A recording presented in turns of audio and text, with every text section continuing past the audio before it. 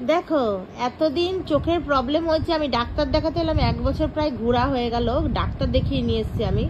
কোনো দিন দেখলাম না, দুদিন প্রথম প্রথম ডাক্তার দেখিয়ে নিয়ে এসে বা চোখ না ডান চোখ, বা চোখটা না, বা চোখের এত পাওয়ার আর ডান চোখে পাওয়ার নেই, ঠিক আছে। ডাক্তারে বলেছে সব সময় চশমাটা পরে থাকলে এতদিনে চোখটা আমার ভালো হয়ে যেত।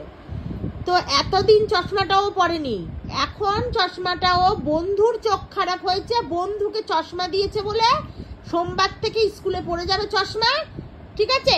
সেই জন্য বলছে, এখন বলছে কি মোছামুছি চলছে, এই দেখো চশমা পরবে, ঠিক আছে। চশমাটা বানিয়েছিল, আমি বলেছিলাম প্রথম চশমা পরবি মোটা ফ্রেম দিয়ে বানিয়ে দিই, অল্প অল্প দামের মধ্যে, ঠিক আছে। 5-6 হাজার টাকা দিয়ে চশমা বানিয়েছে, টাইটানের 5-6 হাজার টাকা দিয়ে চশমা বানিয়ে চশমা চোখে দেয় না। এত বড় জাত শয়তান। হ্যাঁ, এইসব ছেলেপিলেদের কি করা উচিত তাহলে তোমরা ভাবো। বন্ধুর চোখের প্রবলেম বলে এখন চশমা পড়বে ও, বন্ধুর চোখের প্রবলেম বলে, নিজের চোখের যে ক্ষতিটা হয়েছে সেটা করবে না ও।